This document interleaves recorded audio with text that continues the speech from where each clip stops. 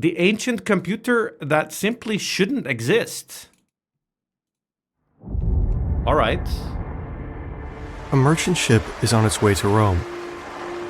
It is loaded to the brim with treasure. 10 of 10 in Just chats? past Crete, it gets into a heavy storm.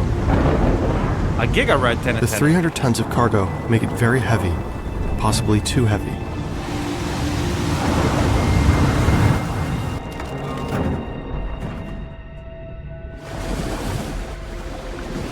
The ship sinks.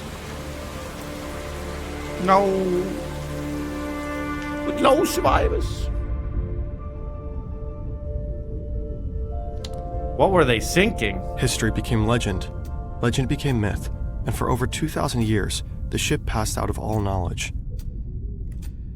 Perhaps it would have been forgotten forever, swallowed by the sea like so many ships before it. But That was until a sponge diver from a small town of Simi makes a dive into the ocean.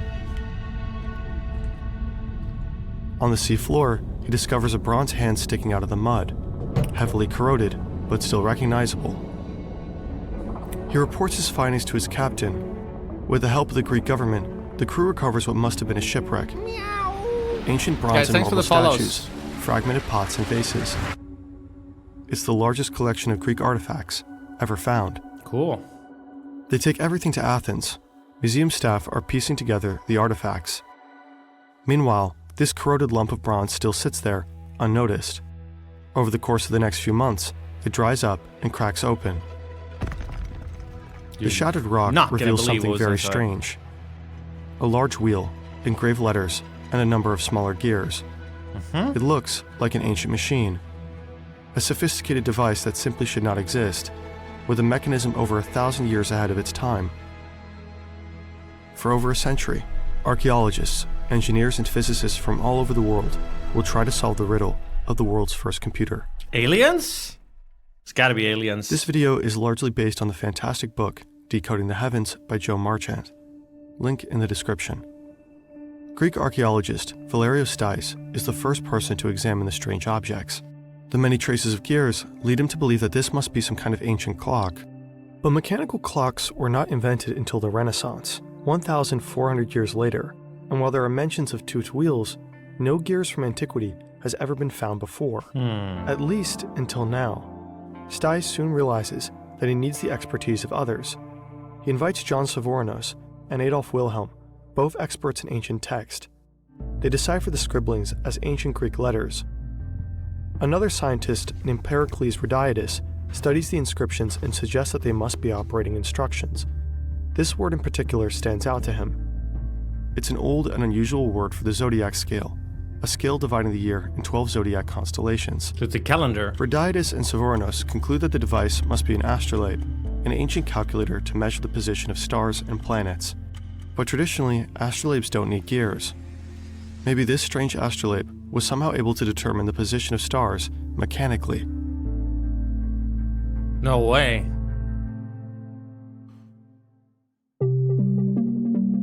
In the following years, the fragments are carefully cleaned. Albert Rehm, an expert from ancient languages from Germany, travels to Athens to inspect the device. He discovers another word previously hidden, an ancient Egyptian month in Greek letters. What if, Rehm argues, this machine is able to simulate the movement of celestial objects throughout the year? Shortly after his discovery, work on the Antikythera mechanism stalls. Years pass without any new major breakthroughs. 2 world wars hamper the excitement. The machine survives at the bottom of some storeroom crates, in danger of being forgotten again. Computer technology has come a long way. Today, we don't just study stars or track time mechanically. We can now access and control our most powerful tools from halfway across the world. This is possible because of services like our sponsor, AnyDesk. AnyDesk is a free, lightning-fast tool that lets you access all of your devices remotely. Whether you're making complex 3D animations on your laptop from the coast of Greece, or just helping a family member troubleshoot tech issues, AnyDesk is here to help with reliable... This could be good if I'm IRL streaming and need to remotely connect my PC, maybe. I mean, this is just a rat, isn't it? There's a million tools like this. For anyone to use. It's available for all platforms, from your laptop into your phone, all the way to your grandmother's Windows XP machine. Anyways, chat, If you want to sign up for this, you can go to anydesk.com/fern. That's anydesk.com/fern. For free. Fast forward to 1953, a new generation of divers is in the waters near Antikythera. Holy dive. Among them, Jacques Cousteau, filmmaker and pioneer. Thanks to him, diving gear went from this to this. Divers can go much deeper now. There are many stories of treasures that fell over the cliff beneath the wreck site. They were out of reach for the sponge divers back then, but not for Cousteau and his crew. After days of searching, they find something buried under a thick layer of sand.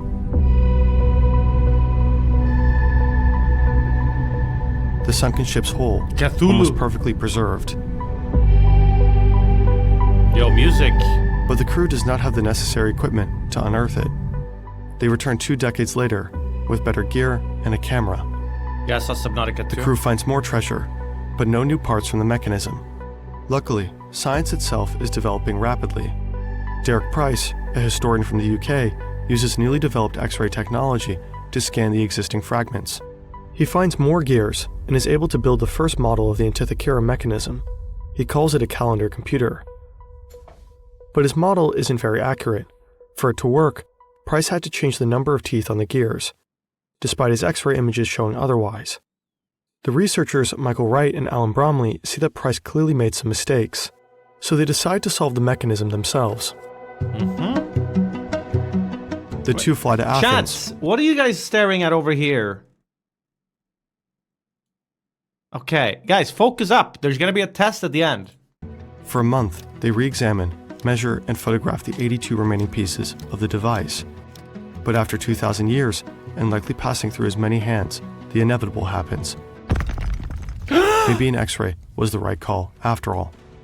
Oopsie. The two learn of a relatively new technique called tomography. It basically works by taking multiple slices of pictures from an object and putting them together afterwards. They take a total of 700 images. With them, they can have a clearer look at the inside. After years of work, Wright and Bromley are this close to unraveling the mystery. But suddenly, Bromley cuts ties with Wright. He thanks Wright for his work, takes the images, and leaves. A few years later, Bromley is diagnosed with cancer. On his deathbed, he confesses to Wright he alone wanted to be known for solving the Antikythera mechanism, but he failed. In the end, Bromley hands over his 3D scans to Wright. Wright had already designed a prototype in 2002, that was the right thing to do. But with these images, he would be finally able to solve the device. Or so he thought. Tony Freeth, a mathematician and filmmaker, gathers a group of researchers under the Antikythera Mechanism Research Project. What year is it now? The group scans and measures the fragments yet again, this time with even better and newer technology. The quality of their images is astonishing. Even the smallest inscriptions, hidden deep within the stone, are now readable in sharp detail. That is crazy. They regularly publish new papers of the device. There are a few more expeditions to the shipwreck, with drastically changed diving gear. But again, no one can find new pieces of the mechanism on the seabed. In 2021, Freeth and the others are finally able to put together all the pieces of the puzzle. Well, this was very recently. Able to combine all the evidence of the last century in one machine. To make one infinity gauntlet. Thank you, Alter Ace, for working for my cat food. The mystery of the world's oldest computer is finally solved. So, what does it do? Computer. A computer is a device that can store and process information. Any device that is able to solve math equations and show you the result can therefore technically be considered a computer. There are two types: digital computers, like the phone you're watching this video on, and analog ones. I'm not watching. So you have this task, 8 times 2. Digital computers work with ones and zeros. 21. To solve the task, it first needs to translate the numbers in binary. 1000 times 0010. One way to multiply the numbers would just be to multiply the individual numbers one by one and add the individual results, just like in school. 10,000 Translate the number is the back answer. to decimal, and there's your result. But there is also another way. The same task can be represented by an analog computer with gears. This can be translated into one gear with 8 teeth and a larger one with 16. Each time you turn the larger gear once, the smaller one turns twice. Mathematically speaking, your input has been multiplied by 2. This is basically what clocks do, transforming seconds into minutes and minutes into hours. And this is also what the Antikythera mechanism does, only that it's much more complex. The device originally sat in this wooden box. It had a handle on the side to control the complex internal mechanism. These gears move a series of pointers at the front and back. Jesus, how old was this device again? How the fuck did someone build this back then? It's aliens, it's gotta be. Bacchus, thanks for gifting Mr. Buttlicker a sub. The ancient Greeks believed the Earth was at the center of the universe. That's why Earth sits right in the middle. Around it orbits the moon, as well as the sun and the 5 planets that were known at the time. There are also rings for the Egyptian months and dates with its respective zodiac. Additionally, the front is full, with step-by-step instructions on how to use it. The back shows 2 spiral rings with large pointers in the middle. The upper one shows the 19-year Metonic cycle. It's the basis for many ancient calendars. Inside these rings is a smaller scale showing the 4-year cycle of the Olympic Games. The lower ring is an eclipse predictor that, well, predicts eclipses. So is it a computer or is it like a clock, man? Bacchus, thanks for gifting Fabi a sub. The Antikythera mechanism is a complex simulation of the cosmos. Pick any day. The machine shows you where the moon stood, which star constellation was rising, or when the next eclipse was coming. All this in a wooden case as large as a book. Perhaps it was used by astronomers or by teachers. But one common theory suggests otherwise. It most likely wasn't a tool. It was probably a luxury toy. A very impressive and also very expensive piece of tech for anyone who can afford it. Some suggest it might have been used to cast horoscopes. The ancient Greeks, like strangely many people today, believed in astrology, the idea that the position of the stars and planets at your birth have an influence on your life. Say you want to know what Mercury was doing when you were born? Today, you just Google it. In ancient Greece, you need an astronomer at the time of your birth to write down the exact constellations. Otherwise, this information would be lost. With the Antikythera mechanism, you could set it to your birthday, only to realize that Mercury was in retrograde. Over 2,000 years ago, some wealthy owner took the device with him on a trip to Rome. But he never reached his goal. Rip. The Antikythera mechanism is a technological masterpiece that no one would have thought possible at the time. There is a slight catch, however. Wake up, it's the device Christmas. actually sucked. It wasn't very accurate. Ancient Greeks didn't have the scientific tools to measure the universe like we do. They mostly looked up at the sky for a very long time, Can't believe wrote my down eyes. what they saw, and developed theories about the universe. When you look up at Mercury long enough, you realize something very strange. At first, Mercury becomes slower and slower, until suddenly it changes direction and seems to move backwards. By the way, this is actually what people are talking about when they say Mercury is in retrograde, which is a bad sign apparently, or whatever. In fact, every planet has these little loops, called epicycles. If you write it all down, this is what the geocentric universe looks like. Cool. Thanks to Copernicus, we know that the universe is heliocentric. These epicycles are only an optical illusion. This is what the two models look like, side by side. Okay. Translating the geocentric model into the right gears is an incredibly difficult task. Sure, you can calculate it, but the model is very prone to error.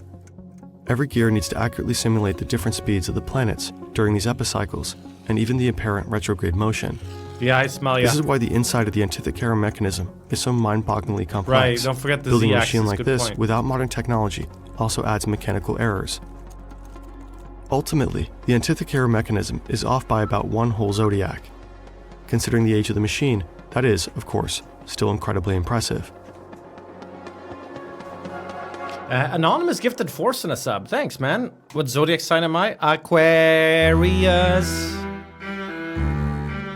For a long time, historians believed that the ancient Greeks were talented, but not very practically minded. Philosophy, yes. Pretty sculptures, sure. But building a space computer out of gears, absolutely impossible. But they somehow did. The Antikythera mechanism is so unbelievable The absolute that some bad people believe it lads. actually came from aliens and was used by them to navigate the stars. For others, it is an ancient time machine and plot device in a Hollywood movie. Fact is, the Antikythera mechanism is real, and it most likely wasn't even the first of its kind. Several ancient texts mention a device designed by Archimedes, a sphere that shows the motion of the sun, moon, and planets around the Earth. But it was lost. The bronze inside the machinery melted into coins. In a weird sense, we might be lucky that the merchant ship sank during that storm, 2,000 years ago. Okay, that was really cool. I enjoyed that. I had never heard about this thing before. That's cool that they only recently managed to like fully solve it too. Oh yeah? That's interesting. No. It is, man. It is. Cool. Okay. Hey NymN, since you like daily games so much, give this one a try. Alright, Forsen. Link. Anyway, thanks Fern. Guys, go check out Fern. It uploads a lot of really interesting videos. There's a best of internet daily notes. There's the new unusual memes. This thing looks insane.